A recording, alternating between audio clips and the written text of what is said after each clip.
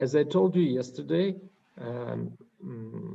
there were different rituals for an ordinary people if they committed a sin, for the people for the chief of the people, like chief of tribe or like this, for the priest, for the high priest, and if the people in general commit a sin, if the people, the whole congregation committed a sin. So if an ordinary people committed a sin, in this case, the blood of the sin offering was not brought inside the sanctuary. But what was obligatory for the priest must eat part of the meat. So what does it mean?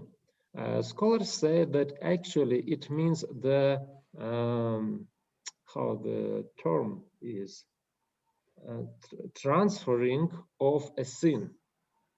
So what happened with the sin? We usually understand a sin from our Western mind or Western worldview. Sin is usually understood as something abstract, something which is not material. But in Hebrew mind, it was not like this. Sin was almost like something material. So if I committed a sin, it is in me, it is inside me. So what shall I do? I shall to give it to somebody else. So during the ritual of the sin offering, what happened? When a person who committed a sin laid his hands upon the head of the animal, so this laying of hands actually meant transferring sin from myself, from a person who committed a sin, to an animal. And after that, what happened with the sin? So if an ordinary person committed a sin, in this case, the priest must eat part of the meat of the sin offering. And in this case, the priest or the high priest took the sin of the person upon himself. So in this case, we can see that the high priest was the person who was carrying the sins of all other people. So he took upon himself the sin of the people. But in case if the high priest committed a sin, in this case, he couldn't bear his own sin.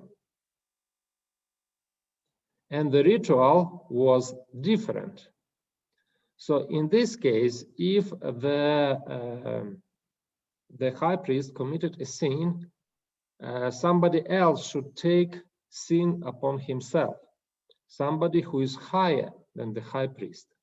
And the ritual was like this. So the blood of the, and we can understand that the blood was a kind of transmission, or the mean of transmission, the sin. So the sin was in the blood, in the body of this animal now. And the blood was brought inside the sanctuary. And the priest was supposed to sprinkle this blood upon the curtain.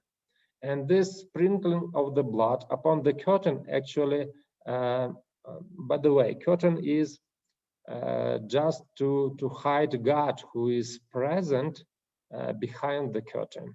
So while the priest was sprinkling the blood upon the curtain, actually it meant that he was sprinkling the blood upon God himself, who was present on the Ark of the Covenant. In such case, if the high priest committed a sin, so God himself took the sin upon himself. So the sin was transferred upon God. That is why we have two types of ritual. One type of ritual is when an ordinary person committed a sin. But another type of ritual if the high priest committed a sin. Also, when the entire congregation, the whole congregation, committed a sin, in this case, it looks like the high priest himself is a part of this congregation, and he cannot be a mediator. So that is why also the blood of the sin offering was brought inside the sanctuary.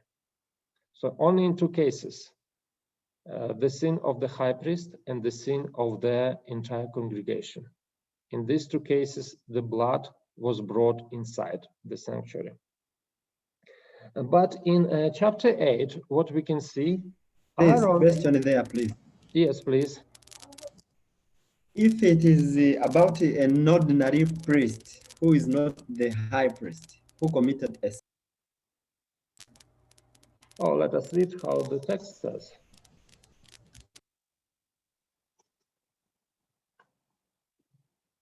If the anointed priest sins, so it doesn't matter if it is a high priest or if it is an anointed priest, so for any priest.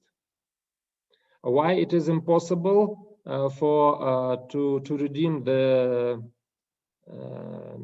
so if a priest committed a sin, he cannot do it for himself. So in this case, something else should be done. So in this case, in chapter 8, what we can see, in chapter 8, Aaron and his sons are supposed to be priests. And the bull offering is a sin offering for a priest, not for an ordinary person. But this is the offering for the priest. So according to the ritual described in chapter 4, the blood of the sin offering should be brought inside the sanctuary. Moses, in this ritual, functions as a priest. But he, for some reasons, didn't bring the blood of the sin offering inside the sanctuary. And there is a big question, why? Some commentators said that in this case, Aaron and his sons are not the priests yet, because they became a priest only in the end of chapter 8. But here, in the beginning of the chapter 8, they are not priests. Okay? So for that reason, some commentators said that because of that, Moses didn't bring the blood of the offering inside the sanctuary. But in this case, it is not clear why he brought a bull instead of a goat. Because the bull should be brought only in case of sin of a priest or sin of the whole congregation. So we have this problem here. But okay, so let us assume that in chapter 8, Aaron is not a priest yet. And that is why the blood of the sin offering was not brought inside the sanctuary. But in chapter 9, Moses already doesn't perform the sacrifice, but Aaron, as a high priest, performs everything related to the sacrifice. But in chapter 9, Aaron also didn't bring the blood of the sin offering inside the sanctuary. So there is a question, why?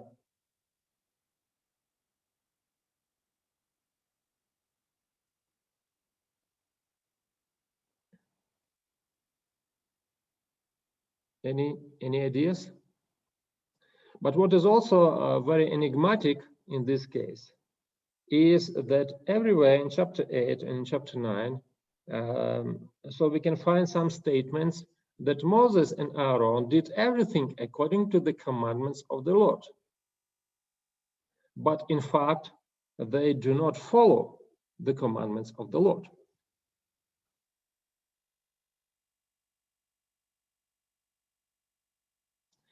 Okay, to answer this question, the answer to this question is not in the book of Leviticus. The answer to this question we can find in the previous book, in the book of Exodus. And do you remember I told you that the book of Exodus and the book of Leviticus are tied very closely. So the border or distinction between them is just artificial. So we can read it as one narrative. So what happened in the end of chapter 40 of the book of Exodus?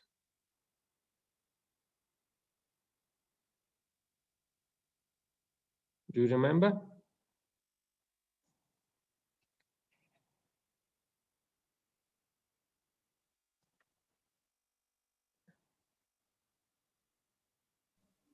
Let us open and read.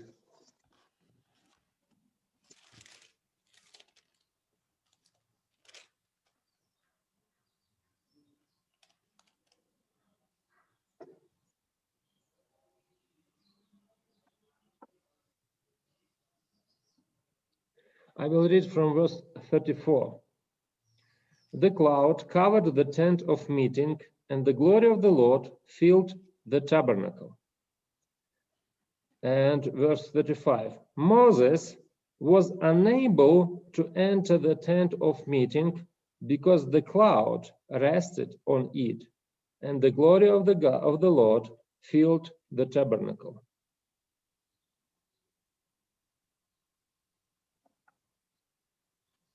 So do you see what happened? When the tabernacle was built and Moses consecrated the tabernacle, after that, the glory of God came down upon the tabernacle.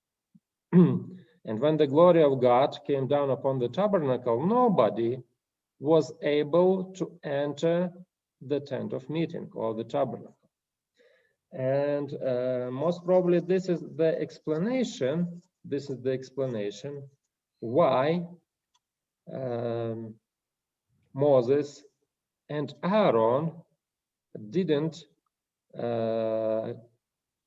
bring the blood of the sin offering inside the tabernacle, because nobody could enter the tabernacle because of the presence of the God's glory.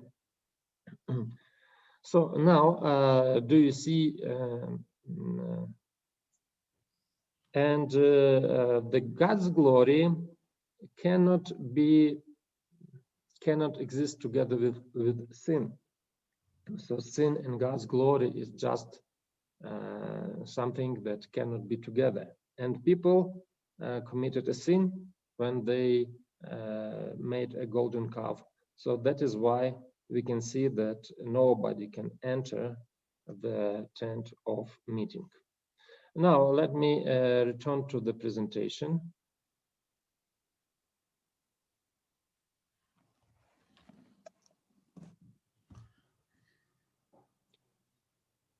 Yes, the interesting detail is that Aaron was anointed twice. If the second time Aaron was anointed according to the instruction described in Exodus 29, the first time anointing was done in a special way. He was anointed along with the objects of the tabernacle.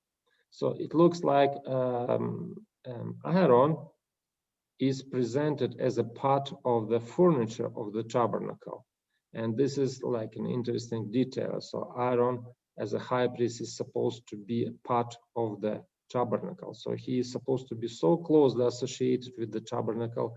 So he is anointed together with all the utensils and all the furniture of the tabernacle. And the second time, Aaron is anointed as a priest, as it is described in Exodus 29.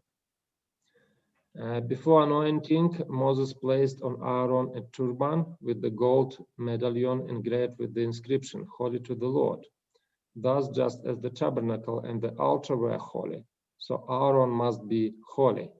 He belonged to the tabernacle as one of its holy vessels. So we can see that he belonged to the realm of the tabernacle. Offerings brought for Aaron and his sons and also for the people differ from the prescribed ritual. We said about this.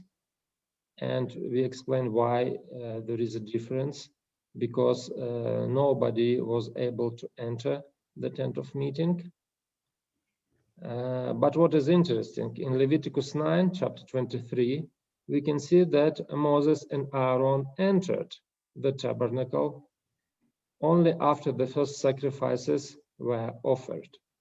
And Moses and Aaron went into the tent of meeting, and when they came out, they blessed the people, and the glory of the Lord appeared to all the people. So do you see here we have a very, very interesting and important moment. So do you see up to this moment, up to 9:23, nobody could enter the tent of meeting. But when the first sacrifice for the people, for the priests and for the people, the sin sacrifice was brought, after that, Moses and Aaron were able to enter the tent of meeting. And now I would like to suggest to you very interesting parallels between the ritual of Exodus 24 and a ritual of Leviticus 9. So when we compare these two rituals, we can find many, many parallels between them. For example, God calls Aaron, Nadav, and Abihu with Moses and the 70 elders, and they went to the mountain of God. And also Moses called for Aaron, his sons, and 70 elders in the beginning of Leviticus 9. After that, we have preparation for the ritual, and again we have preparation for the preparation and ritual. And now the ritual is divided in Exodus 24 into parts. Moses and everyone else ascend the mountain, and in one moment later on we can see only Moses can ascend the top of the mountain.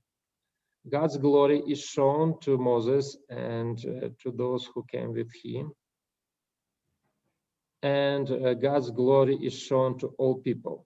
And the same we can see in Leviticus 9. After the ritual, when ritual was performed in Leviticus 9, Moses and Aaron are able to enter the tabernacle. And what is interesting, God's glory is shown to all the people. And after that, what is interesting, the reaction of people is given. In Exodus 24, we can see that people saw God and they ate and drank in Exodus 24:11. This is one reaction. And the second reaction is described in, but this is only the reaction of the 70 elders, Aaron and his sons. But the second reaction is described in 24 verse 17. Now the appearance of the glory of the Lord was like a devouring fire on the top of the mountain. So people were afraid of God's glory. But look at Leviticus 9. In Leviticus 9, we can see that the fire from the Lord consumes the offerings. All people are worshipped God with joy. And pay attention to this verse. So do remember, people were afraid of God's glory from the very beginning. From chapter 20, verse 18, they didn't want to look at God's glory. After that, we can see in chapter 24, verse 17, people were also afraid of God's glory. And even later on, when Moses came down from the mountain and his face was shining, people again were afraid even to look at Moses' face. But now, for the first time, people worshipped God with joy. So the glory of the Lord was shown to the people, and they, for the first time, were not afraid. For the first time, they were not afraid. So what does it tell us? What do those parallels tell us about the relationship between God and the people?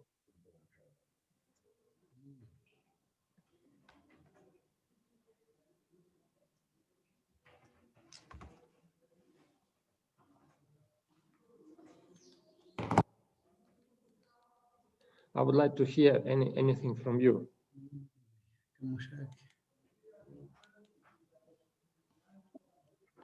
Pastor.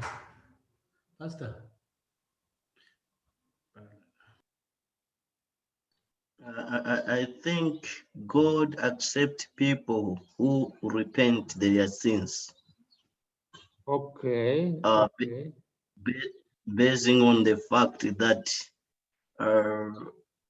the people worship God with joy, because it seems like in Leviticus 9, God accepted the offerings. Okay. Well, very well, Pastor Aaron. Pay attention that Leviticus 9, this is in this ritual, the sin offering for the people was offered. Okay, so what does it mean?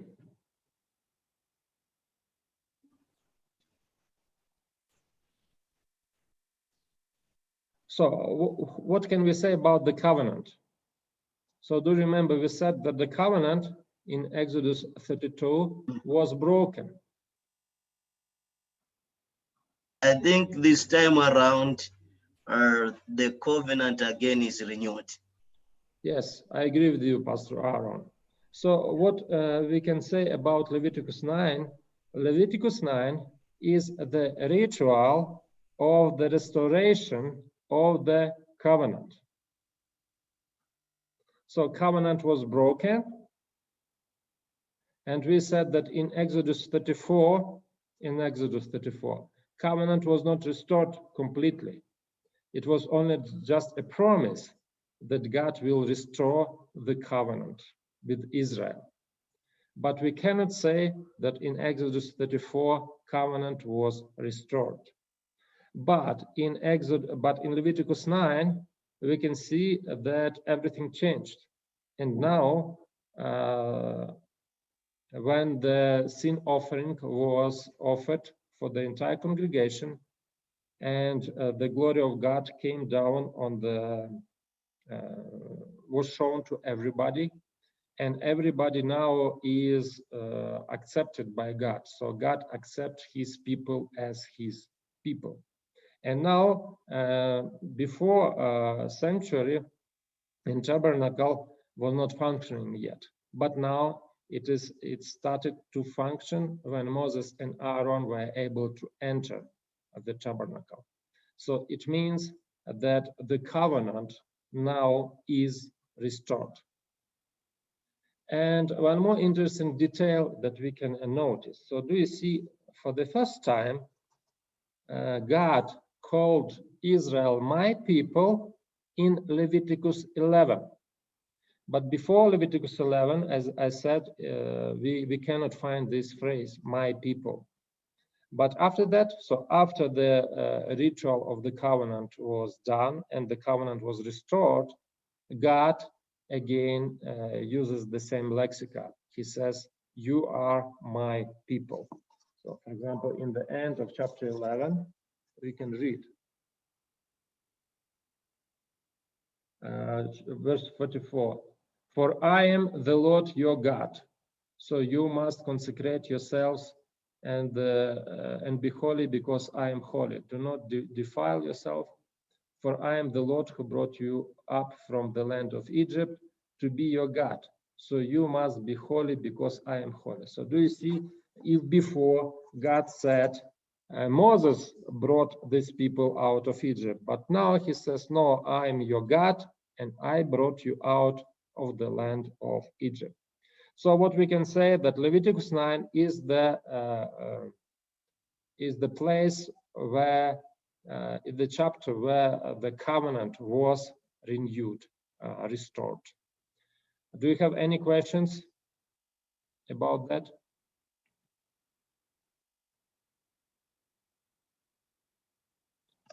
And there are some other details. The Bible recorded the story when the fire from the Lord consumed the sacrifice 4 times. Among all these passages, Elijah's case has closest parallels with the story of Aaron's sacrifice. Elijah builds an altar from 12 stones. Elijah commands to Ahab, go and eat. It resembles the covenantal meal of Exodus 24. It is possible that Elijah acts in this chapter as mediator of the restoration of the covenant. So this is one more argument that we can say that actually Leviticus 9 is the ritual of the restoration of the covenant. If one looks from this perspective, then it is possible to argue that the ritual described in Leviticus 9 is a ritual of restoration of the covenant. Sin offering was brought, glory of God was shown to all people. The people positively reacted to the glory of God. Similarity of this ritual with the ritual of Exodus 24.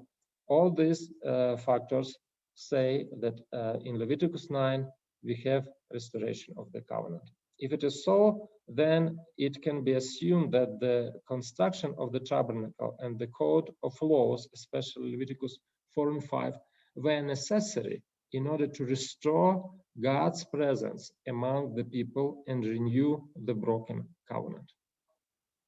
Okay? Any questions? And now we would like to discuss one more important issue. This restored covenant, is it the same as in Exodus 19 or not? But let us do it after a short break. So let's make a break, 10 minutes break. Okay?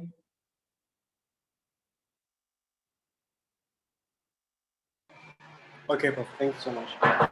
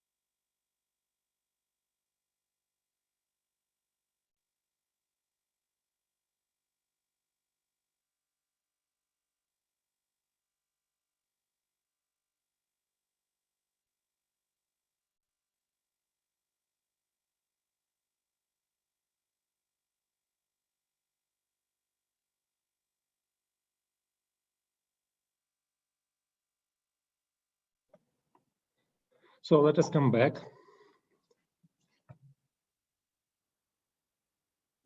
Yes, Prof. So now our task would be to try to understand and compare these two covenants. Covenants after Leviticus 9 and covenant that was promised in Exodus 19. And we will use several criteria to compare these covenants. First criteria that we can use, these are the promises of the covenant. So when we compare the promises of the covenant, and you remember that we analyzed the promises of the Exodus 19, covenant of the Exodus 19, and according to this covenant, all people were supposed to be royal priesthood. So, and it meant that everybody in Israel were supposed to be priests, royal priests or whatever. But now, after the covenant of Leviticus 9, what we have? We have several categories of people. We have the priests, the Levites, and the people. There is no priesthood for the entire nation. This is a nation with priests, not a nation of priests. So it is clear that this promise has not been kept for the new covenant. Yeah, it is clearly seen in number 18. This is about Leviticus. They shall keep guard over you and over the whole tent, but shall not come near to the vessels of the sanctuary or to the altar, lest they and you die. They shall join you in and keep guard over the tent of meeting for all the services of the tent, and no outsider shall come near you. So it looks like now only the priests are supposed to perform service in the sanctuary, and everybody else is not allowed to do this. And Levites are just like a personal guard for the tent of meeting. What about the holy people? Now we can see that priests have a greater degree of holiness than the Levites, and the Levites in turn have a greater degree of holiness than the ordinary people. There was a dissertation by Joe Sprinkle, and it was published as a book, and the book was titled Graded Holiness. Graded Holiness. And in his dissertation, he actually argues that the holiness in the camp was diminishing. So it was concentrated in the center of the camp, and it was diminishing when you go to the edge of the camp. So we can speak about the relative holiness. So people are not holy anymore as a nation, but they should be holy. Because God is holy, and it is written very often in the book of Leviticus, when God calls people for holiness, you should be holy. So people are not holy by default, but they should try to be holy, and they should keep all those commandments in order to be holy. So we cannot say that these are this promise was also kept. So in this case, we can see that this covenant is not the same as the covenant that was promised in Exodus 19, because the promises of the covenant are not the same. And we can find one interesting parallel with the covenant with Abraham. And we can say even that Abraham could be a, how to say, and a type of the entire nation. And what happened to Abraham in his life later on is repeated in the life of entire nation. So do you remember that God made a covenant with Abraham in Genesis 15? But after that, we can see that actually Abraham showed lack of faith, and the covenant was broken. And after that, the covenant was restored. But this covenant of Genesis 17 is not the same as the covenant of Genesis 15. So we can see something similar in the Exodus Leviticus narrative. So we can see the first covenant in Exodus 19, and after that people committed a sin, golden calf, and after that the covenant was restored in Exodus 34, Leviticus 9.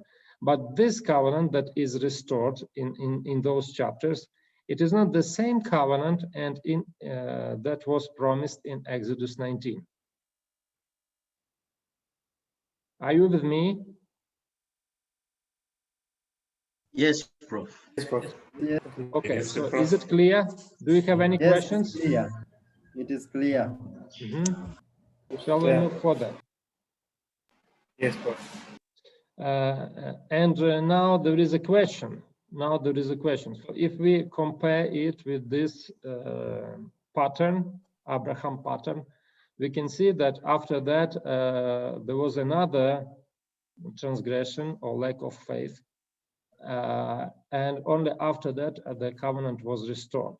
So there is a question when this covenant of Exodus 19 is supposed to be restored in the Pentateuch, and we will see it later on. So now several words I would like to say about Yom Kippur. So according to Jewish tradition, the following events took place on the day of Yom Kippur. Adam sinned and repented.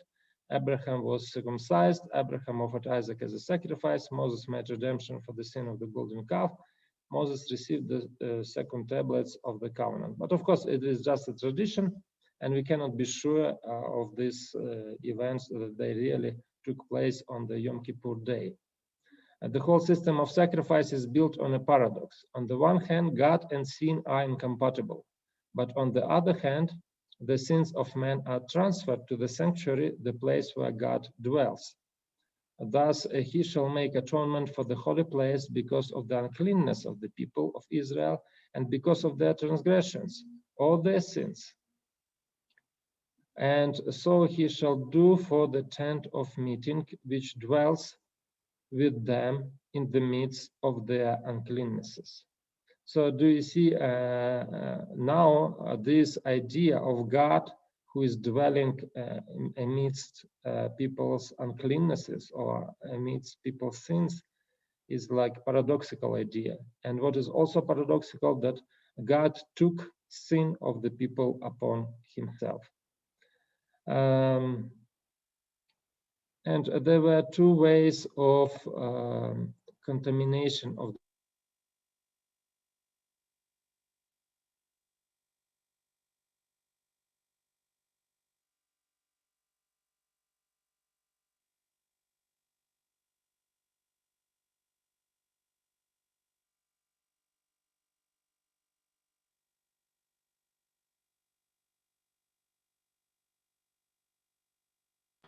Prof, you've muted yourself by mistake. Okay, sorry. There are two ways. Of contamination of the sanctuary. The first way is unrepented sin, and it is in Leviticus 15. It says that if the sin is not repented by uncleanness, people defile the tabernacle.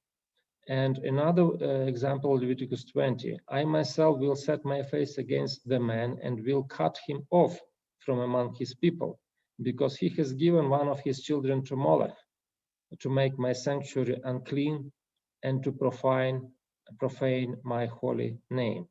So do you see unrepentant sin and open rebellion is the way how the sanctuary could be contaminated.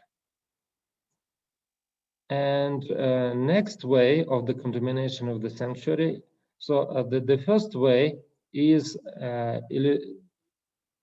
illegitimate way. So it is not good way, yes, but one way was a legitimate way of contamination of the sanctuary, and this is the way of transferring of sins. As I already told you, by laying hands on the sacrifice and bringing blood into the sanctuary, or by eating the meat of the sacrifice by a priest. So in this case, the sanctuary was also contaminated with a sin. but this was a legitimate way of contamination of the sanctuary. And anyway, the Yom Kippur ritual was needed in order to clean the sanctuary of the sins. And it is done once a year. So once a year, the sanctuary was cleansed from all the sins of all the people. And now, so do we have many? Yeah. And now, just in the end of my presentation, I would like to say several words about Azazel. And because especially among the evangelicals, there is a very, very common idea that Azazel is a representative of Jesus Christ. And they said that it was also like a God who took sins upon himself, upon itself. And because of that, many believe that actually Azazel is a symbol of Jesus Christ. But 3 points of view on the meaning of the word Azazel. Azazel is the name of the area in the desert where the scapegoat was sent. In this case, the term is most likely derived from the expression Eretz Gezerah, remote area. Leviticus 16:10 may also be the basis for this interpretation. The literal translation of this text reads as follows: to send it to the wilderness of Azazel. And the Tractate of Talmud understands the word Azazel as a deserted, hard-to-live area, interpreting the first part of the word Az as the adjective strong, heavy. It could be a terrain that is rough and tough. The word for rough using the same letters as the opening clause of the word Azazel. So this is from Talmud. According to another view, Azazel is a word for a scapegoat. In this case, this word is perceived as a combination of two words, as goat and azal, go away. And then the whole word will mean goat that goes away.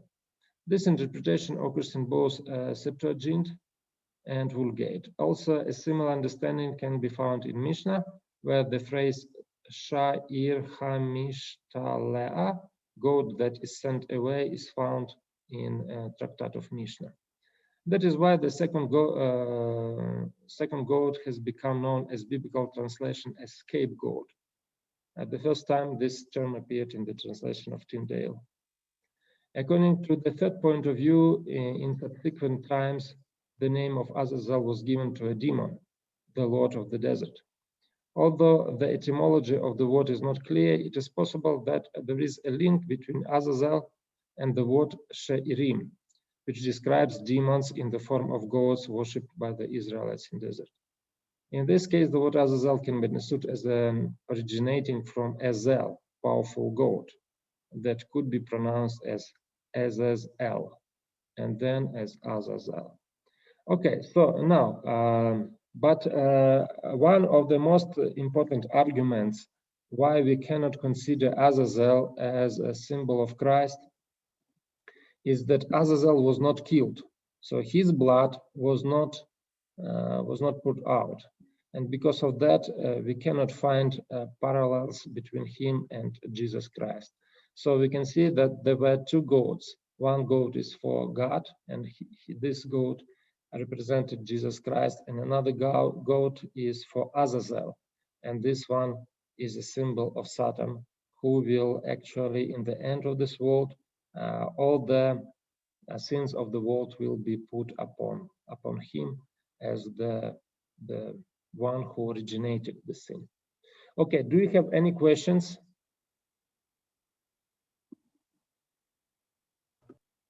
Yes, Yes, I have please. a question there. Yes, please, Pastor Michel. Among these three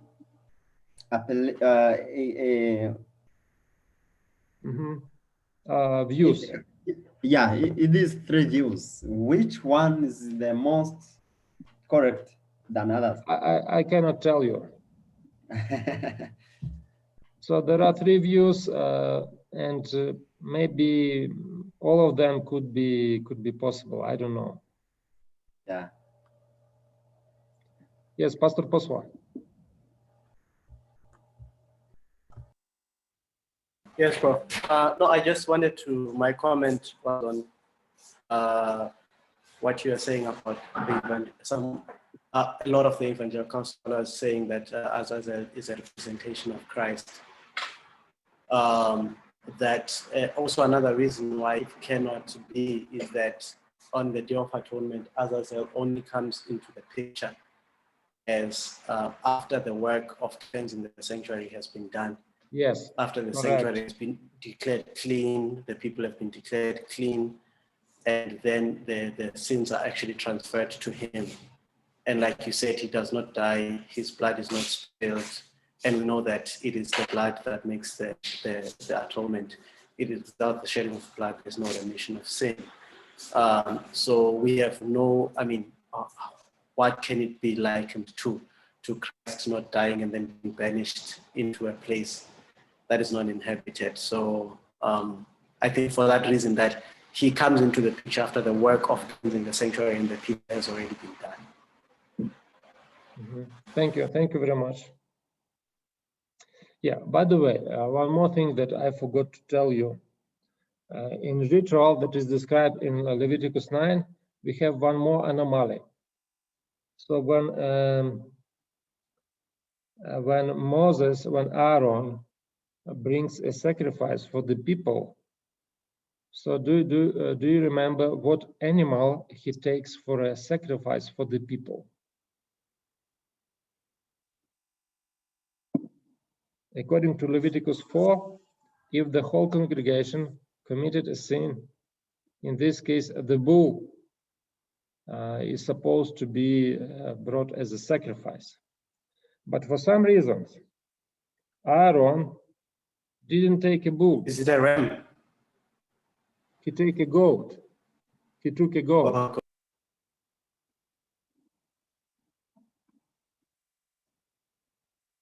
And when you compare the ritual of Leviticus 9 with the ritual of Yom Kippur, you will find a lot of parallels.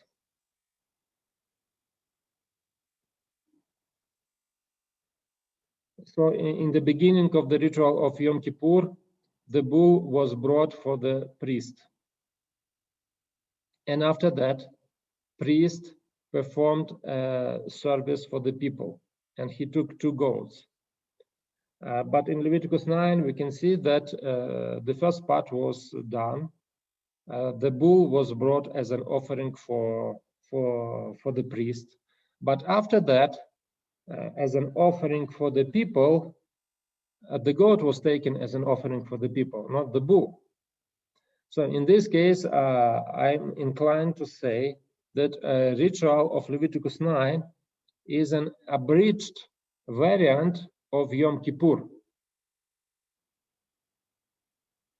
And why it is abridged? Because it is impossible to perform all the ritual, because all the ritual requires the sanctuary. But the sanctuary has not been functioning yet.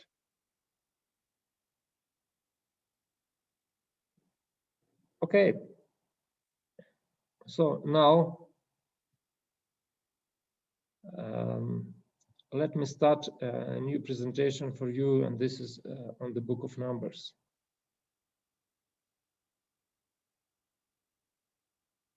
So today and tomorrow we need to finish the Book of Numbers and the Book of Deuteronomy. Of course, we will be very short, but we will try to do everything in these 2 days. Sorry. So first of all, the title of the Book of Numbers. In Numbers, our title, the Book of Numbers, is taken from the Septuagint. In the Septuagint, it is the Book of Arithmoi. Arithmoi are numbers. And Turan refers to the Balaam stories as the one in the Book of Arithmoi. And most probably that this title was given to the book because of the census, which is described in the first chapters of the Book of Numbers. But the Hebrew title of the book is Bamidbar, which means actually in the wilderness. Bamidbar. Midbar is wilderness or desert place. So Bamidbar is in the wilderness. Excuse me, Prof. Yes. Do you have a PowerPoint for this presentation? Oh, yes, I forgot to present it. Just a minute, please.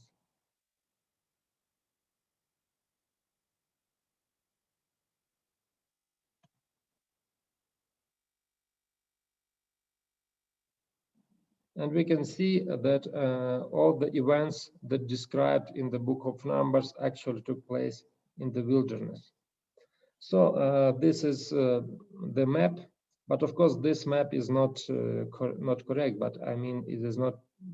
We cannot be sure how they were going around in the wilderness, because first of all, those geographical names that are used, it's very difficult to restore them and to know exact position, the geographical location of them. So, but we can see that the people were wandering in the wilderness for approximately 39 years. So together they spent, with the time that they spent at Mount Sinai, it was 40 years. So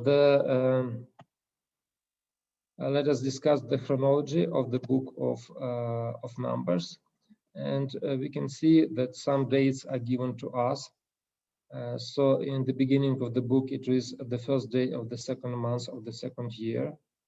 Department from Sinai, it is a 20th day of the second month of the second year. So it looks like the census took place between those dates. Arrival at Kadesh, first month of the 40th year. Death of Mariam, first month of the 40th year. Most probably death of Aaron, and 30 days of mourning, first days of the 5th month of 40th year. Departure for Moab, first day of the 6th month of the 40th year. So do you see most of the dates are given in the end of the book? So it looks like the author didn't spend much time to describe what happened during this 38 years of wandering in the desert. But he gives us some very important moments of the rebellions of the people. So when we speak about the structure of the book, there are different approaches how we can define the structure of the book. The first one is based on geography. And if you speak about the geography, so we can say like this. First 10 chapters, it is in the wilderness of Sinai. So they stayed at Mount Sinai. After that, they were traveling in the wilderness for 38 years. And from chapter 22, they arrived to the plains of Moab. So this is how can we divide the book from geographical point of view. But it's also possible to divide the book as thematically. So the first 10 chapters, they're preparing to start their way to the promised land. Chapter 11, 14, they actually came to the promised land very, very shortly. But after that, they complained because they didn't want to conquer the land. And after that, we have chapter 15, 19 episodes from the long period of wandering. So some other rebellions that we can find there. And chapter 20, 25, they again go to Canaan, but now they go from the different direction. And on the road, they conquest the Transjordan territory. And 26, 36, preparation for conquering and settlement in the Canaan. But I would prefer this structure of the book of Numbers. And according to this structure, we can divide it on several parts. Like, for example, ideal Israel. This is Numbers 1 to 10:10. Rebellious Israel, chapter 10, verse 11 until the end of chapter 25. And new Israel. These are chapter 26 up to chapter 36, up to the end of the book. So why this division is better? Because it describes, as for me, much better the content of the book. So now let us consider, some important repetitions. Okay, let me skip this slide and let us consider the ideal Israel. Ideal Israel is described in the beginning of the book of Numbers. The first chapters of the book reveal an ideal picture of Israel. So why do we speak about this? Israel is blessed by God. This is evidenced by a census. Now Israel is a great nation, as it was promised to patriarchs. Second, Israel is described as a well-organized society, in the center of which is the tabernacle of the Lord, and the Lord is present among them. All people who have impurity are sent out of the camp. So we can see that all this thing tells us that Israel actually is an ideal. Heads of all generations make voluntary donations to the tabernacle. Levites are dedicated. The Israelites celebrated Passover. The Israelites are described as obeying God in everything. So this is an ideal picture of Israel. And when we speak about the camp of the Israelites, it's also important because we can notice that some important positions in the camp. And do you remember we talked about the two tribes which pretended or claimed or were the pretendants for the supremacy in Israel, and this was the tribes of Joseph, Benjamin, Ephraim, and Manasseh, and the tribe of Judah. And you can see their tribes; those tribes are placed on the different parts of the tabernacle. And it is clear that Judah has a more privileged position because their place is before the entrance to the tabernacle, because the entrance to the tabernacle is from the east. And opposite to them, we have 4 tribes of Joseph and the tribe of Benjamin. And actually, all of them are sons of Rachel.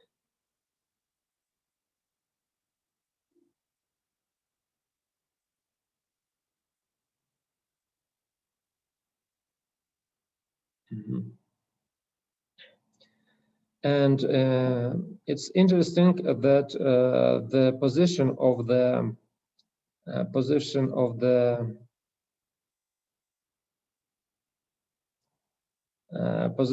tribes is related to the mothers of the patriarchs. So, for example, here you can see all of them are sons of Rachel. And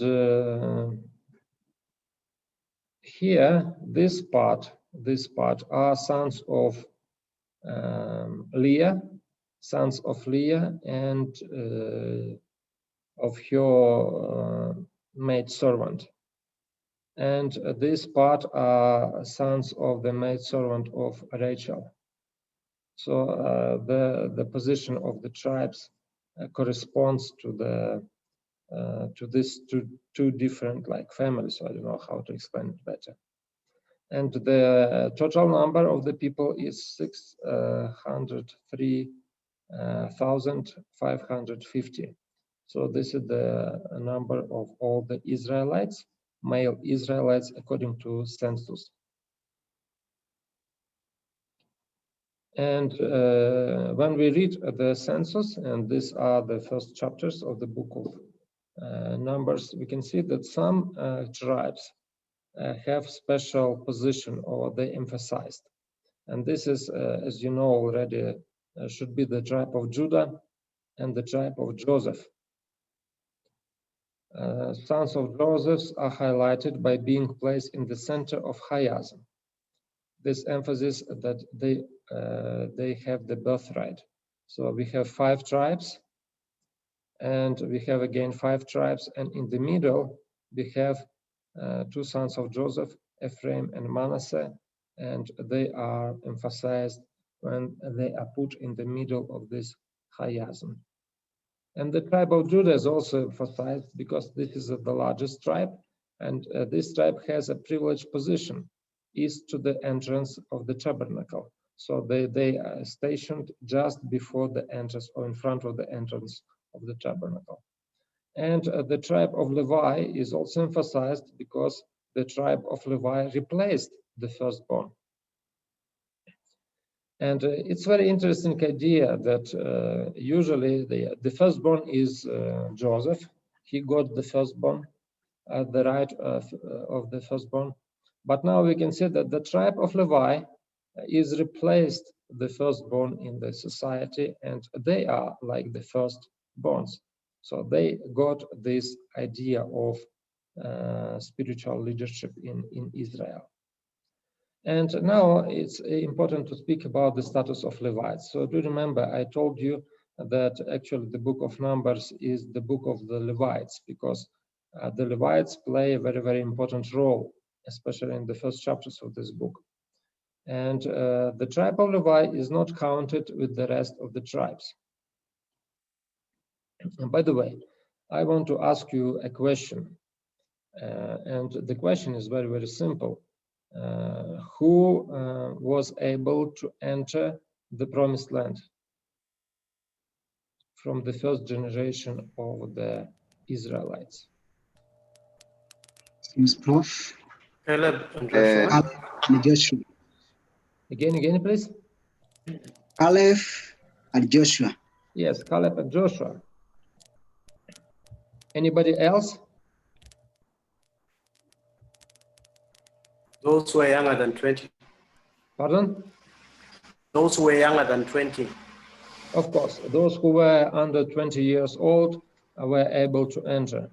But do we have anybody who was older than 20 years old and was able to enter the promised land, except Caleb and Joshua? Joshua.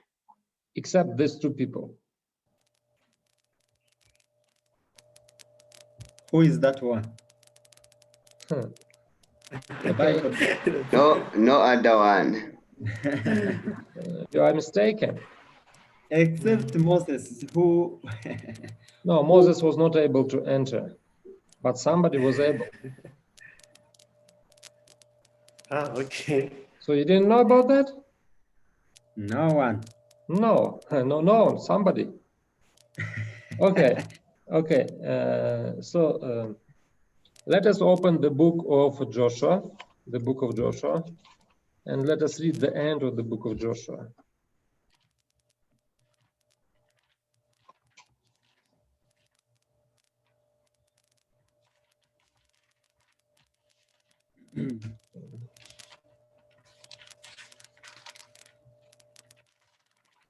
Chapter. The last chapter. Last chapter, we are there. Okay, and verse 33. And Eleazar, the son of Aaron, died, and they buried him at Gibeah, the town of Phinehas, his son, which had been given him in the hill country of Ephraim. Okay.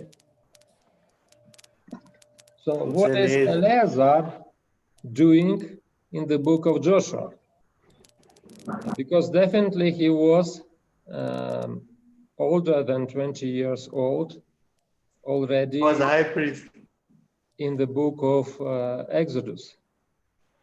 He was the high priest after Aaron, his Yes, father. of course, he was a high priest, but he is not supposed to enter the promised land.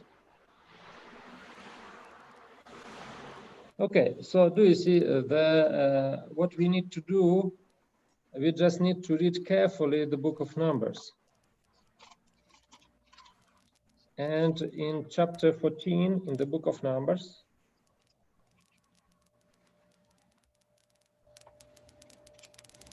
when God says that he is angry with the people,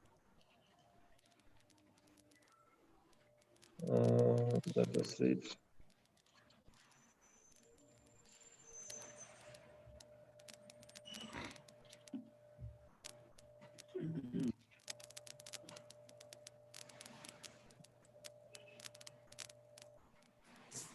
Yes.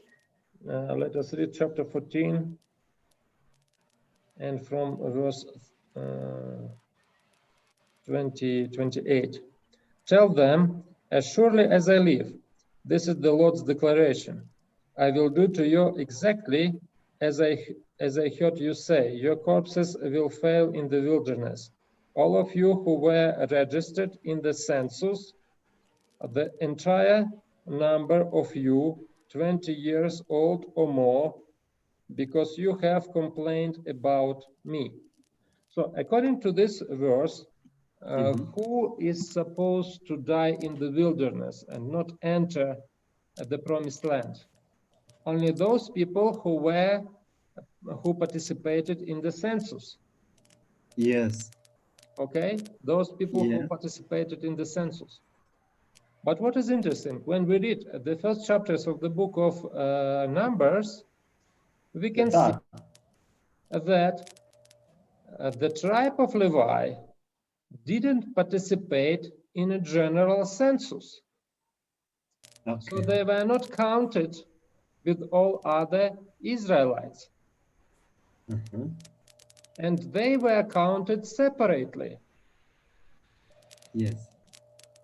And it means that this sentence that God pronounced in Leviticus, in Numbers 14, in this sentence, the Levites are not included. Yes, they are excluded. They're excluded.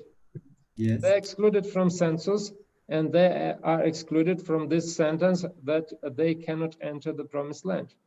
So that is why all the Levites, even those who were older 20 years old at the moment of the rebellion of the spies, so all of them are able to enter the promised land. That is why we can find Phinehas, Aaron, among those who entered the promised land. Phinehas and Eleazar. Oh yes, sorry, Eleazar. Yes, Phinehas and Eleazar. Okay, so do you see? Sometimes it's important to read the Bible carefully in order to see all those details. But let us go back to the Levites. So the tribe of Levi is not counted with the rest of the tribes, but is counted separately. The Levites are exempted from the military service, as they are not included in the first census, because only people, the first census was done in order to know how many military people are in Israel. And the tribe of Levites was given a special place in the camp. So by the way, what is their place? Yeah.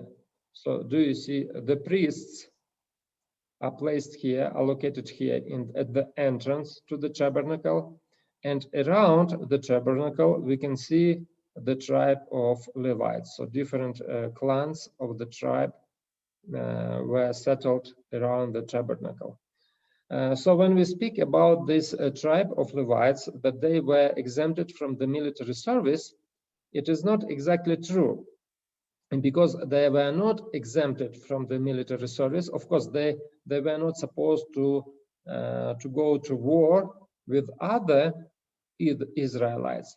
But their task, they were also given a military task to protect, to defend the tabernacle from penetration of outsiders. So they were, as you say, like a personal guard or personal safeguard of the tabernacle. Okay. And what else? They take the place of the firstborns. Levites belonged to God, and the tribe, and we can say that the tribe of Levi was a people within a people, so a nation within a nation. So there was all Israel, all tribes of Israel, but the tribe of Levi had a special, very privileged position in the community of Israelites. And when we speak about the dedication of the Levites, and the dedication is described in chapter 8 of the book of Leviticus, this ritual has a number of similarities and number of differences with the ceremony of the consecration of the priests. Oh, sorry, Numbers 9 and Leviticus 9. So Leviticus 9 is dedication of the priests, and Numbers 8 is the dedication of the Levites. Both passages describes the initiation ritual. The priests were sanctified, but the Levites were cleansed. So some people say that the priests were introduced into the sphere of holiness, and the Levites were introduced into the sphere of purity. But anyway, we can see that they have a very privileged position. And what is also interesting, the Levites had to be sprinkled with the cleansing water. Those should be sprinkled with the blood, and they should be sprinkled with the cleansing water. And they should completely shave their bodies and wash their clothes. This ritual to find, there are some parallels with washing with the water from the ashes of the red heifer. Shaving was necessary for the Nazarites if they broke their oath and touched a dead body. And shaving was also necessary for the lepers when they cleansed from the leprosy. Thus, they were symbolically cleansed of all ceremonial impurity in order to perform the service in the sanctuary.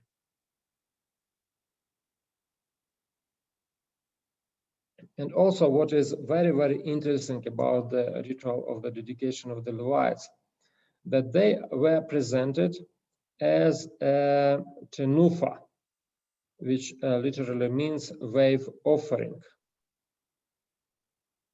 When they were presented, there is a very interesting phrase that all people of Israel should lay their hands on the Levites.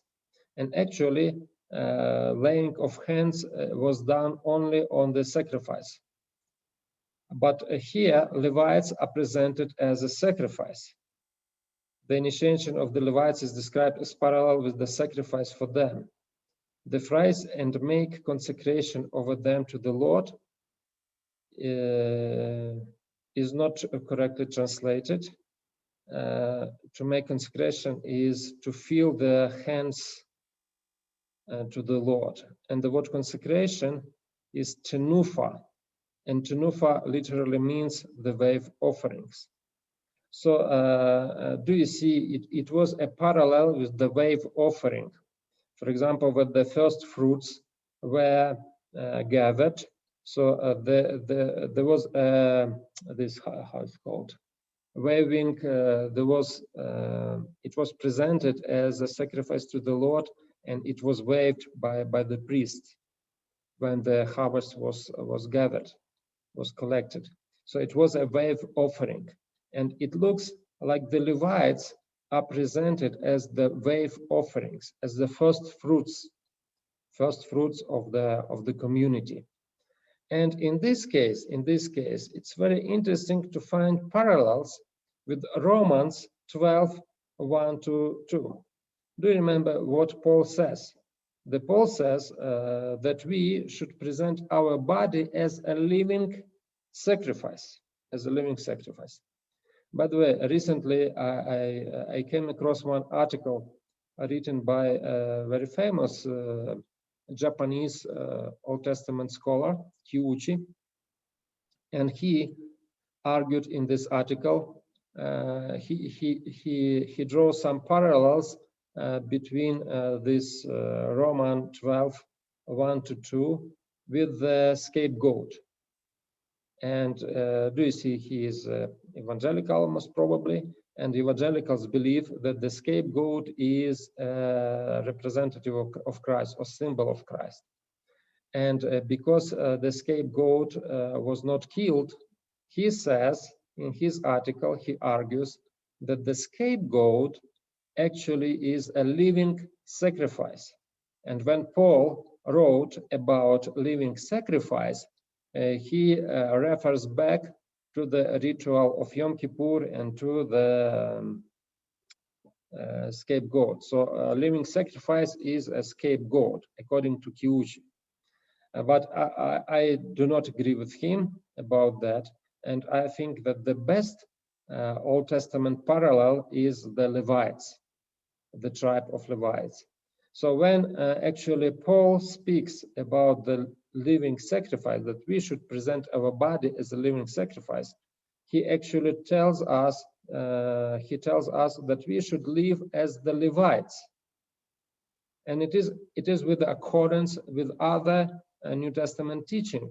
Like, for example, Peter says that all of us are royal priesthood. So we are also part of the Levites. And Levites were dedicated for the service to God. And when Paul says that we should be living sacrifice, he says that we should live like Levites in our lives. Okay, is it clear? After that, Yes, even before that, we have another very interesting ritual, the so-called Sotah ordeal. And yes, it looks like this ritual is completely misplaced here. Many questions arise regarding the purpose of a Sotah ritual. So Numbers chapter 5 is about ritual of jealousy, when a husband suspected his wife that she is not faithful to him. So remember, he should bring his wife to the tabernacle, and the priest should give her to drink water of jealousy. And if the woman is found guilty, something should happen to her. And many questions in regarding to the purpose of such a ritual arise. Like, for example, if the woman is found guilty, why is she not put to death in accordance with the law? So do you remember that husband suspects her that she committed adultery? And if she committed adultery, in this case, she is supposed to be stoned. And another thing, according to the law, Leviticus 20, both adulteress and adulterer should be put to death. However, the Sotah ritual says nothing about a man who was involved in the sin of adultery. And what is the main purpose of the ritual, and why is it placed in this context? So context of the ideal Israel. And the most important terms here, jealousy, unfaithful, and curse. So they are repeated most of the times. And if you speak about the context of ritual, number 5 and verse 6, when a man or woman commits any of the sins that people commit by breaking faith with the Lord, and that person realizes his guilt. And the phrase lim ol ma'al badonai is syntactically very similar to the phrase ma'ala bo ma'al.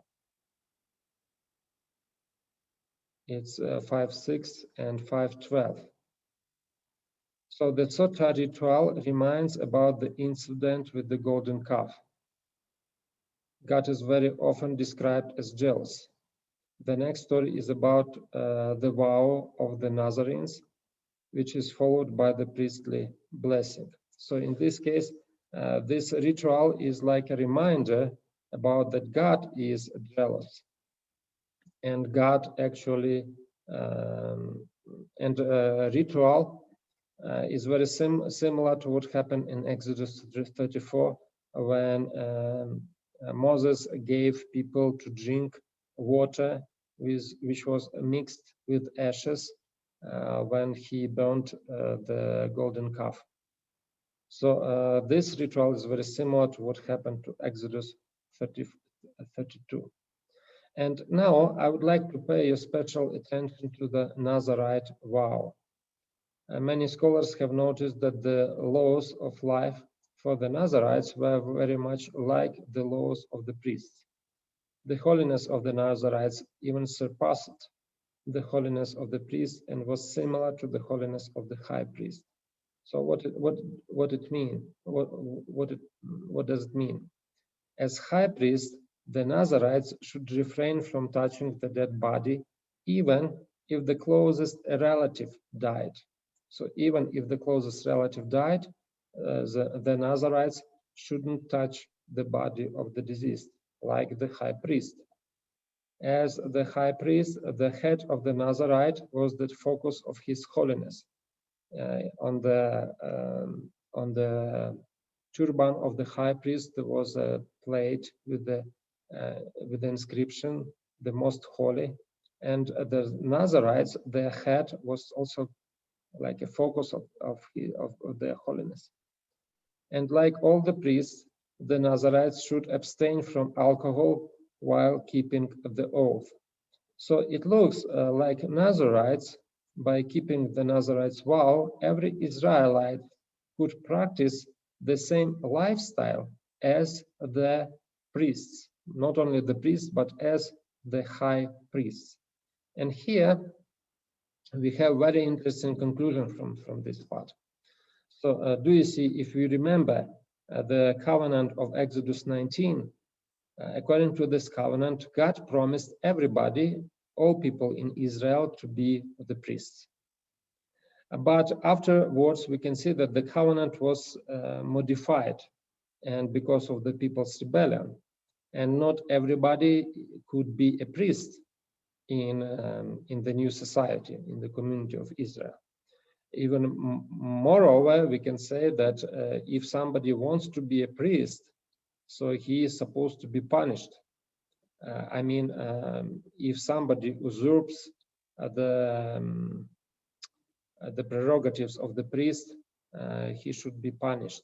And the Levites protected tabernacle so that nobody, no foreigner, could go into the tabernacle. So it looks like nobody could be a priest except those from the line of Aaron. But the Nazarite vow, actually, it is a kind of, how to say, the Nazarite vow is an opportunity for each Israelite to live like a priest. So do you see what happens? God said, no, you will not be the nation of priests. But if somebody wants to live like a priest, even like a high priest, you can do this. You can take a Nazarite vow and you can live as a high priest in the society. Of course, it doesn't mean that the Nazarites can participate in the rituals and can officiate as a priest. No, but their lifestyle was exactly like a lifestyle of the priest. So this is the meaning of the Nazarite vow. It is like an opportunity for everybody to get back that promise of the royal priesthood for the entire nation. Is it clear?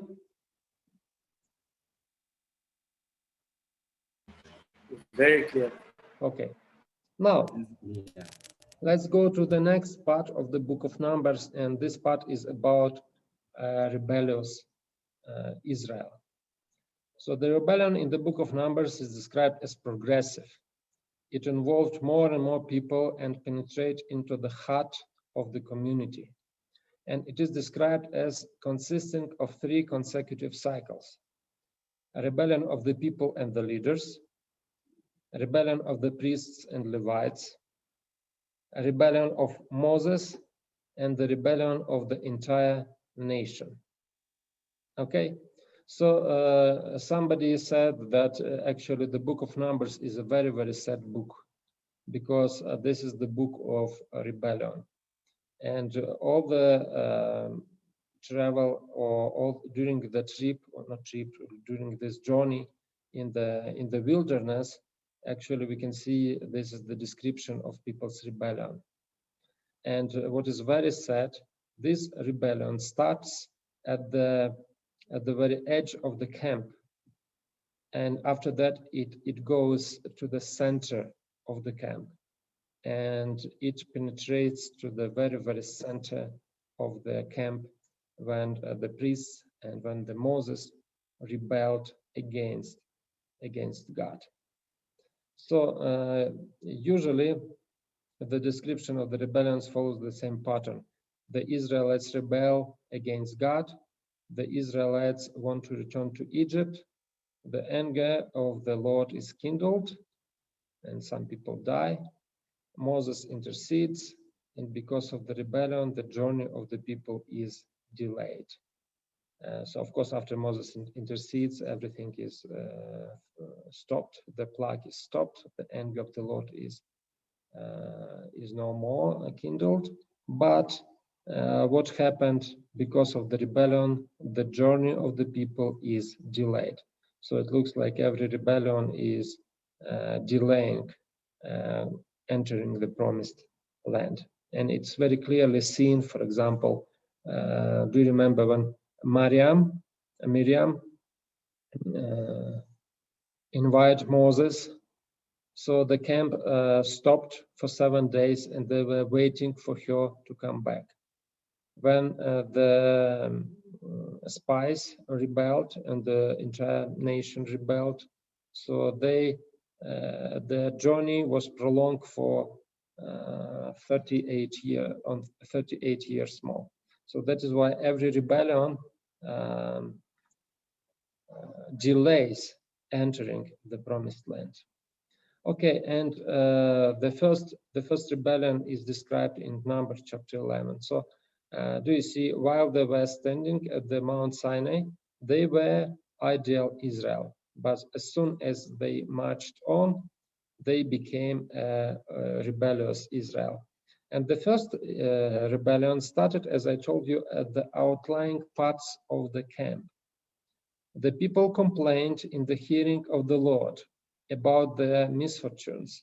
And when the Lord heard it, his anger was kindled, and the fire of the Lord burned among them and consumed some outlying parts of the camp. So because the anger of the Lord is directed to the outlying parts of the camp, so we can assume that the rebellion started there. And later on in number 11:4, it's next rebellion already, it stated that the rebel that was among them had a strong craving. And the people of Israel also wept again and said, "Oh, that we had meat to eat." So do you see the rebellion starts with the rebel? So most probably these are the people who joined Israelites when they left Egypt. And now those people started to complain. And the wish to go back to Egypt was a wish to go back to a time before Yahweh was in their midst, and thus was a rebellion against him. So it's true that every rebellion, even if it is like a very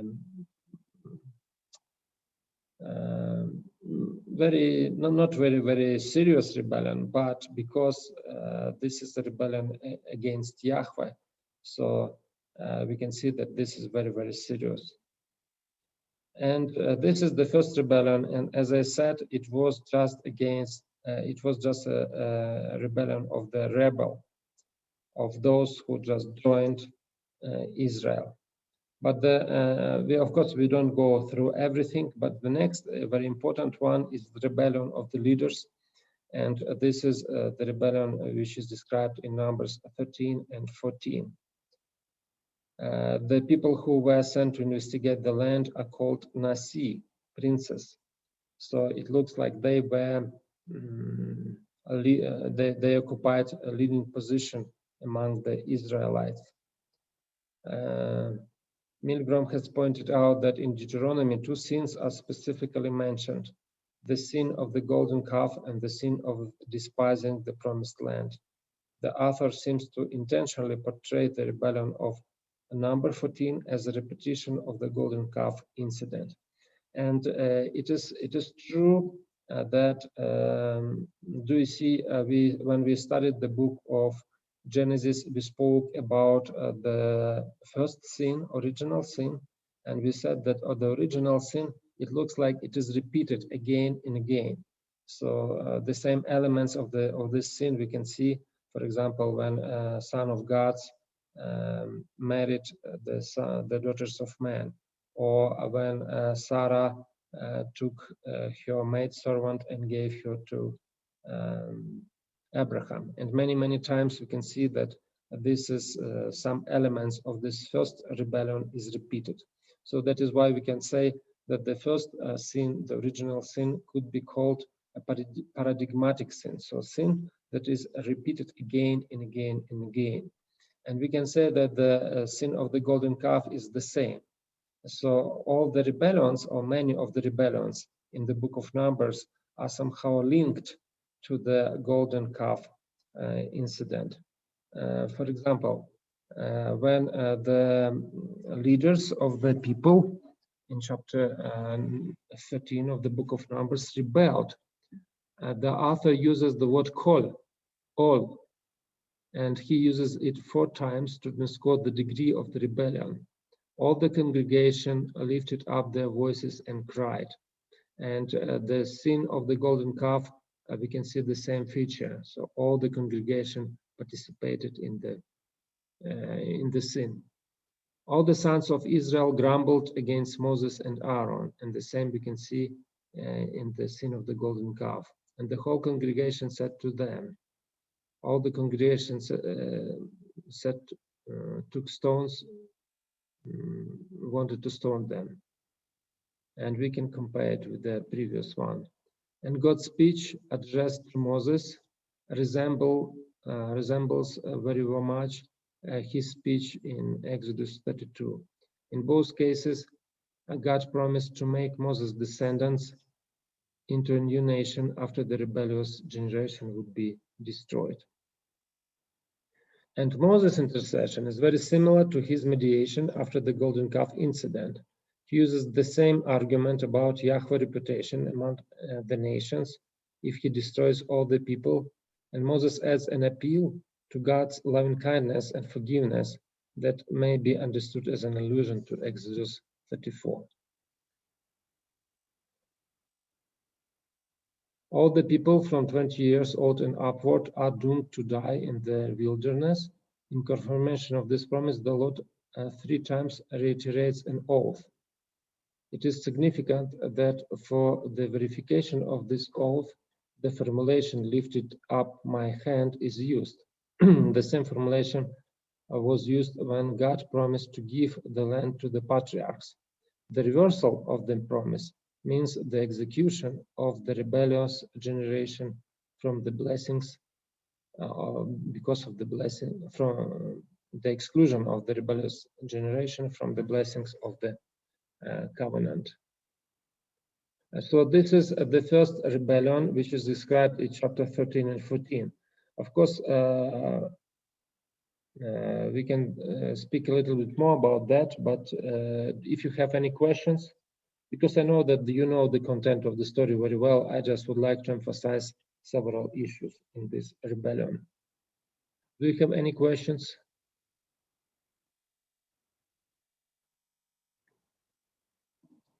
Okay, let's move forward. And the next rebellion is the rebellion of Korah, and this is the rebellion of the Levites. And this rebellion is very interesting. The rebellion started when a group of people described as leaders of the congregation, chosen in the assembly, men of renown, Anshe Shem, led by Korah the Levite, and by Dathan, Abiram, and On, the Reubenites. And what is interesting, according to Exodus 6, Korah was Moses and Aaron's cousin. And one author, Jonathan Magonet, observes that probably Korah raised a rebellion because he was a very close relative of the 2 leaders and belonged to the same generation, but he didn't have the same power and recognition. So many people who study this part, they say that actually Korah wanted to become a priest. And it is clearly seen when we read the 16th chapter of the book of Numbers. So the idea of Korah was to usurp the priesthood, to become a priest in the nation, and we can clearly see it from several quotations of the book of Numbers. Is it a small thing that you have brought us up out of a land flowing with milk and honey to kill us in the wilderness? Painting the land of slavery as a paradise is the same kind of rebellion that has already been met and punished in chapter 11, 13, 14. So do you see when Korah rebelled against Moses and Aaron, he actually, and this is again a reversal of the promises, because do you see, he says that Egypt is the land flowing with milk and honey, instead of describe the promised land like this. And as Ashley says, this is already a rebellion. And let me find one verse in the narrative.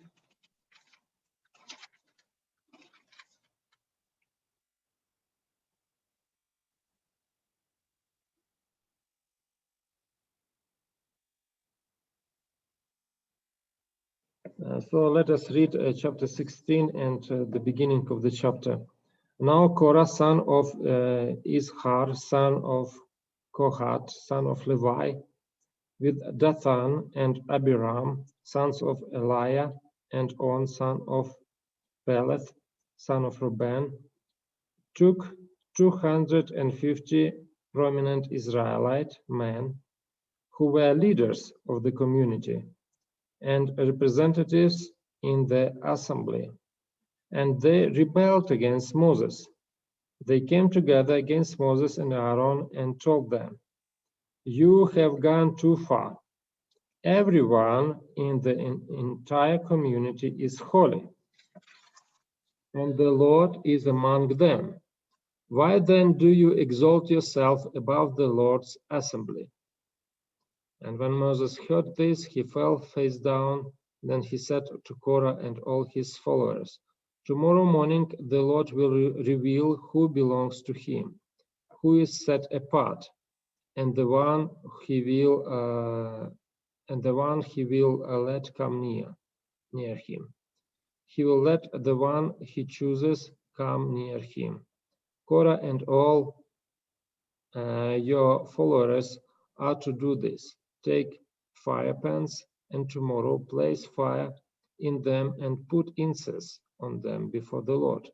Then the man the Lord chooses will be the one who's set apart.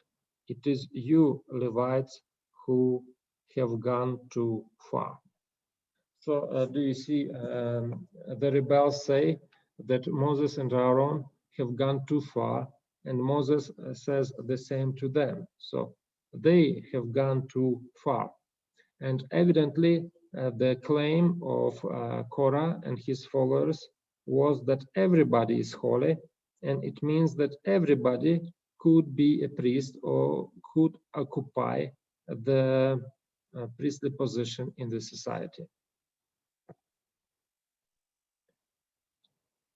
And after that, there is a very interesting description of what happens afterwards. So every man took his censer and put fire in them and lit incense on them and stood at the entrance of the tent of meeting with Moses and Aaron. And when we compare the book of Leviticus and assemble all the congregation at the entrance of the tent of meeting. And Moses did as the Lord commanded him, and the congregation was assembled at the entrance of the tent of meeting. So you can see some resemblance, some similarity between these two verses. And the similarity is that the assembly was gathered in both cases. But in Leviticus 8, we have the ordination or consecration of the priests. But what happened in number 16? In acting in such a way, Korah appears as taking Moses' place in the ceremony. Instead of introducing Aaron and his sons into the priesthood, Korah thus demonstrates his opposition to Moses and Aaron. Having already gathered a possible competition to that of the sons of Israel, Korah acts as if trying to install a new priesthood to replace Aaron and his sons. So let me also find one verse in the Bible.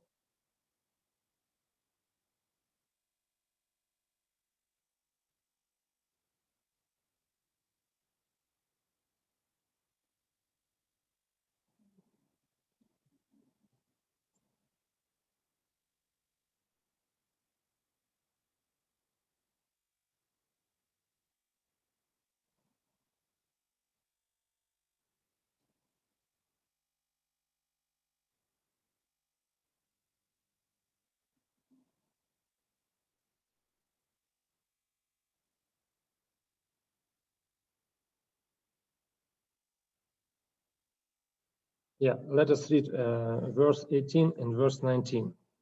Each man took his fire pan, placed fire in it, put incense on it, and stood at the entrance to the tent of meeting along with Moses and Aaron. In verse 19, after Korah assembled the whole community against them at the entrance of the tent of meeting, the glory of the Lord appeared to the whole community. The Lord spoke to Moses and Aaron, separate yourself from this community so I may consume them instantly. So do you see there is like a confrontation? Moses gathered the community, and after that Korah assembled the whole community against them at the entrance to the tent of meeting.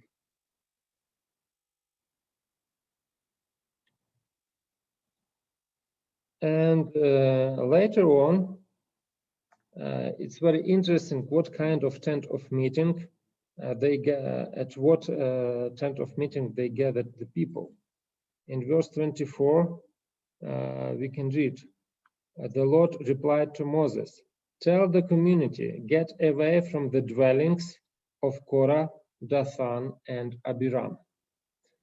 And here, what is interesting here, that the word dwellings here is not in plural, but in singular form, and it is translated with the word, this is the translation of the word Mishkan. And Mishkan usually a word which is reserved for the tabernacle, not for the place of living, but for the tabernacle. And the fact that the Mishkan is in singular is very, very important here. Why? Because it is called a dwelling or a tabernacle or Mishkan of Korah, Dathan, and Abiram. So it looks like it was one dwelling of three different people. But it is impossible for them to be a dwelling, one dwelling for all of them, because Korah was a Levite and Dathan and Abiram was a Reubenite. So they should have their separate tents, and they cannot live in the same tent.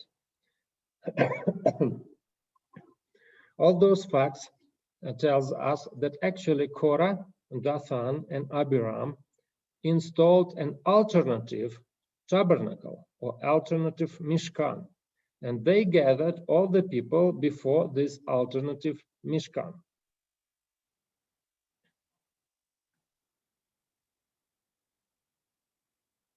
And as I said, this Mishkan in singular in Pentateuch always refers to the divine tent of meeting. So we can see that Yahweh's tabernacle has been replaced as the center. The three rebels have become the middle around which have become the center around which the people have been gathered.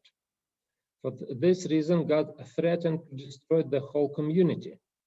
The uprising was spread upon the whole nation, and the proper order of things was compromised. Instead of gathering around the tent of meeting, the people assembled around the dwelling place of the rebels. Is it clear? And we can see that they were punished. Yes. Okay, so this was a rebellion of the Levites. And now, do you see the rebellion is coming to the center, to the center of the camp. So it starts from the outskirts of the camp, and after that we can see that people and the leaders of the people rebelled. After that we can see that the Levites rebelled, and the rebellion is approaching the very center, the most holy place of the tabernacle. And the next rebellion in the book of Numbers is the rebellion of Moses. And this is described in chapter 20, of the book of Numbers. And this rebellion is also very interesting, and there were many different explanations to this rebellion, to the meaning of this rebellion. And usually people say that Moses made a sin because he said something wrong. But some say that he said something wrong. Some people said that he acted in the wrong way. And somebody said that both his actions and his words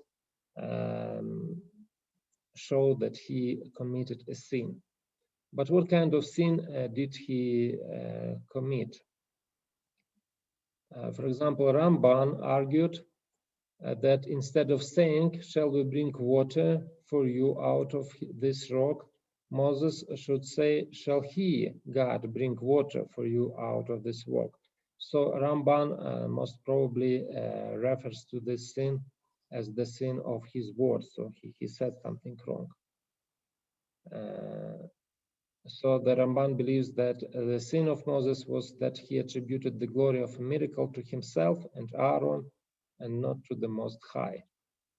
Ibn Ezra, another scholar, suggested that the patriarch's sin was that he showed unrighteous anger and called the Israelites rebellious. An interesting explanation of the sin of Moses was proposed by the church fathers. In an allegorical manner, typical of that time, they saw in the rock on which Moses struck with the staff a type of Christ. Thus, having hit twice on a rock, Moses was unable to correctly reflect the Old Testament typology. A blow on a rock in Rephidim to produce water typologically indicates to the death of Christ, but Christ died only once on the cross, so there was no need to hit the rock again. Yes, but this interpretation is very popular, and this is probably one of the most popular interpretations that I heard about the sin of Moses. But the problem with this interpretation that it is a little bit allegorical, and we don't know did Moses understand that the rock actually represents Christ or symbol of Christ. And yeah, so maybe not, we don't know. But if not, in this case, it is not clear why God punished him so severe and he was not allowed to enter the promised land. But I would like to pay your attention to the words and actions of Moses. Then Moses and Aaron gathered the assembly together before the rock, and he said to them, "Hear now, you rebels. Shall we bring water for you out of this rock?" And Moses lifted up his hand and struck the rock with his staff twice, and water came out abundantly, and the congregation drank and their livestock. So I would like to pay your attention to this phrase, and Moses lifted up his hand. This expression, lifted up his hand, in Hebrew is Vayarem Moshe et Yado. And a similar expression occurs in chapter 15 of the book of Numbers. But the person who does anything with the high hand, Beyat Rama. So do you see here the same root room, Vayarem, and Yad, this is the hand. And here Beyat Rama with the high hand or lifted up hand. Whether he is native or a sojourner, reveals the Lord, and that person shall be cut off from among his people. So from here, we can assume that the sin that Moses committed was the sin of the lifted up hand or raised hand or high hand. And this sin is described in Numbers chapter 15 and verse 30. So what was this sin about? So when a person, maybe, yes, do you see this is the statue of Baal, and he also raised up his hand. So usually the raised up hand was understood as the hand raised up in an oath. When people swore, they raised up the hand. So the expression to do something with the raised up hand, it could mean that do something with an oath. So it means that it is an open rebellion against God. The sin of a high hand is when a person openly opposes God and puts himself in his place. So we can see that exactly this happened when Moses raised up his hand and he said that it looks like I'm here instead of God. So this is the sin of Moses, and we can see that the rebellion now is in the heart of the camp. Even Moses, who was always faithful to God, even he rebelled against God. And after that, we can see that everything in the book of Numbers changed. So it looks like Moses stopped to play the role that he used to play. For example, he was the one who was supposed to bless Israel. But in the following chapters, chapter 22 to 24, we can see that he didn't bless Israel, but another prophet, Balaam, blessed Israel. But this another prophet was also not faithful to God. And remarkably, what happened in chapter 25 of the book of Numbers? Because in chapter 25, we can see the last rebellion, the sin of Baal Peor, which is described. And here, when we read at the beginning of the 25th chapter, we can see that Moses is described in an unusual way. Let us read together. While Israel was staying in the acacia grove, the people began to prostitute themselves with the women of Moab.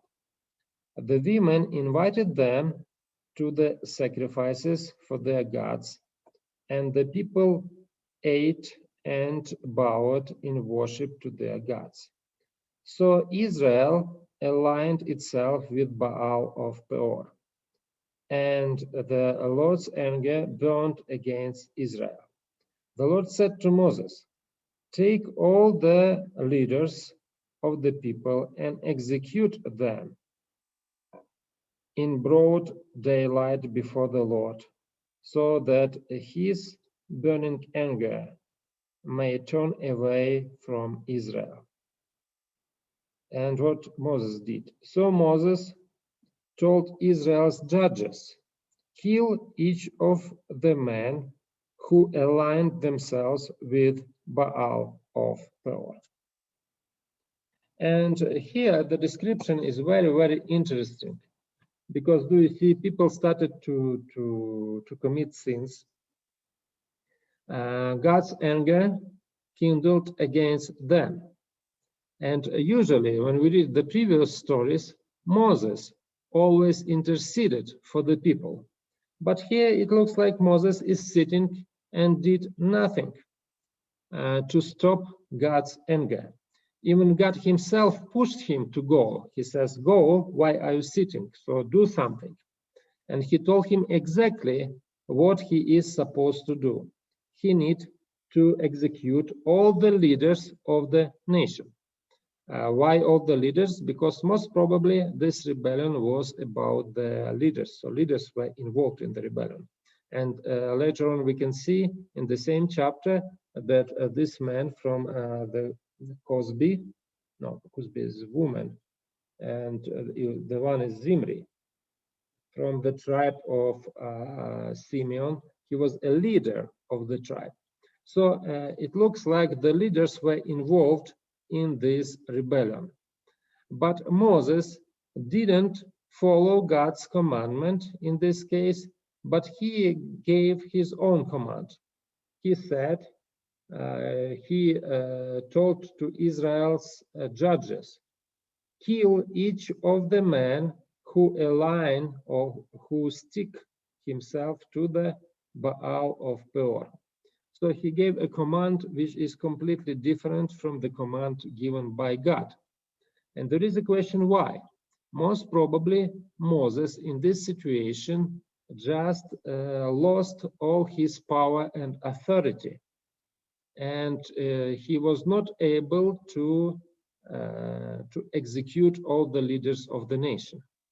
So they were most probably stronger than Moses at that moment.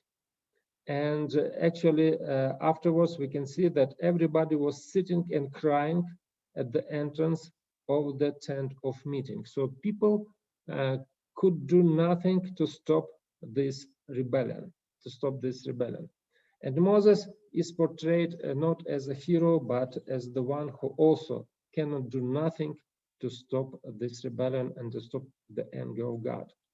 And this scene is a mirror of the scene of Numbers 13:14. In both cases, the events took place at the border of Canaan. The rebellion was punished by means of the plague. The leaders, Joshua and Caleb in the spy story, and the Phinehas in the idolatry story, separated themselves from the rebels and were given a special promise. And the act, or what happened at Baal Peor, we can understood also as a covenant binding ritual. Milgrom points out that the word samat, to attach, was used for permanent transfer of property in Ugarit, and deduces that the idolatry at Baal Peor could imply the conclusion of the covenant. So it looks like during the golden calf incident, they made a covenant with the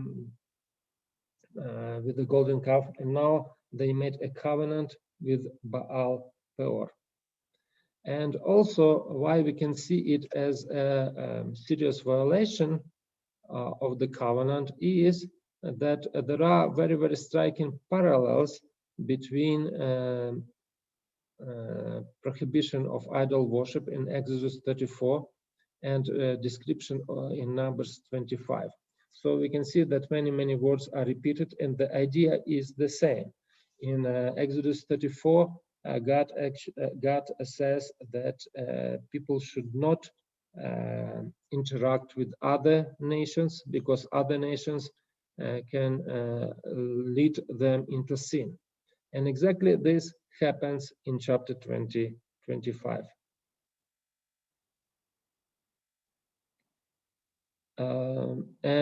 This sin of Baal Peor is the last sin or last rebellion that is described in the book of Numbers. And this rebellion Actually, many people died because of this rebellion, and it looks like the first generation of the Israelites was already dead after this sin. And we can present this first generation of the Israelites, the story of the first generation, like this, that there was a covenant, starts everything with the covenant. After that, it was idolatry. The story of the first generation of the Israelites, idolatry again in Numbers 25, and the covenant.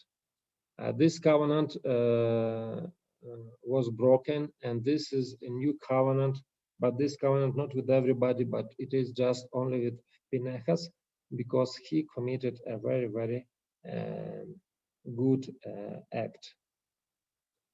And you already saw this slide. I showed you that the wilderness journey in the wilderness is framed by two similar events. And also, I would like to tell you about cycles of rebellion. In the end of the journey in the wilderness, Israel appeared in a similar situation as in the beginning of the book of Exodus. And the story of Israel's wandering in the wilderness appears to be a cycle. So like two cycles. So people grumbling concerning the food, and second cycle is the same. People are grumbling concerning the food. Passage describing manna, and here we have passage describing manna. Elders are appointed. Golden calf incident, spice rebellion, and we talked that we said that the spice rebellion is very similar to the golden calf incident. Laws on sacrifice and laws on sacrifices. And after that, we have something that is not in the first cycle, just rebellion of the Levites, rebellion of Moses, idolatry at Shittim, so Baal Peor idolatry. And after that, we have covenant renewed or restored in Leviticus 9. And after that, we have a new covenant renewed at Moab and Deuteronomy. So the covenant at Baal Peor was again broken, and that is why the covenant should be restored. And we need the ritual, and we need to restore the covenant in order to be the people of the Lord. Okay, do you have any question?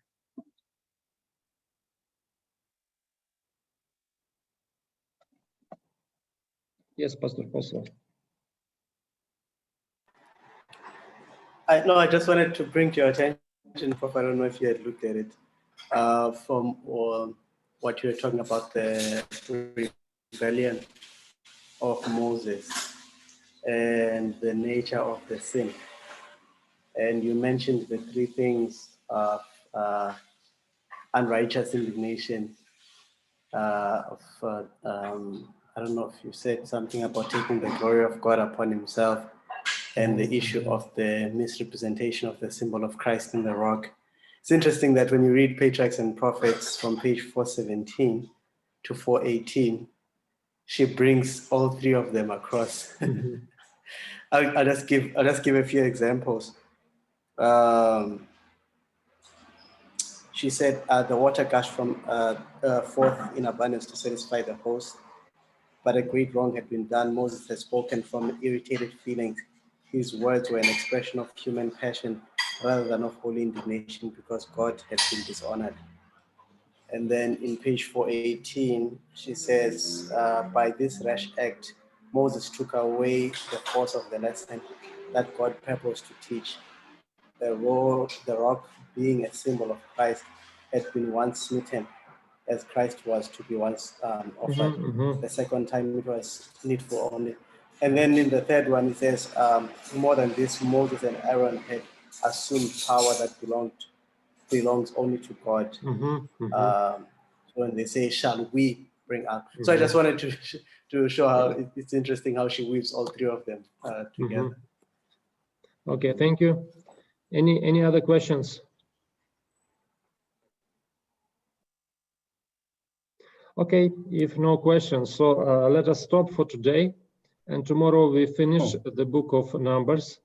We have only just a little bit, and we will finish the book of Deuteronomy. Yes, anything? No? Okay, so if nothing to add, Pastor Posma, may I ask you to pray in the end?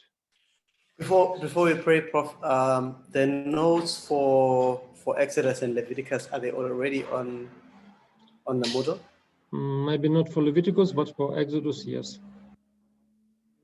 But for Leviticus, I will Okay, Leviticus because- and Numbers, I will upload today. Okay. And no by the problem. way, you can always I was already asking for preparation you can for the try quiz. the quiz. You can try the quiz on Exodus Leviticus. Okay. Okay. Okay. So I will upload all the presentations, and you can try the quiz. Okay. Can you pray, please? Thank you so much.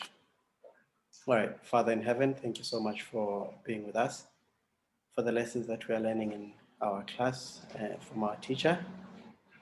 And we ask that you may bless us, Lord, that we may assimilate all that we're learning and be able to apply it in our ministry, in our life, that we may also be a blessing.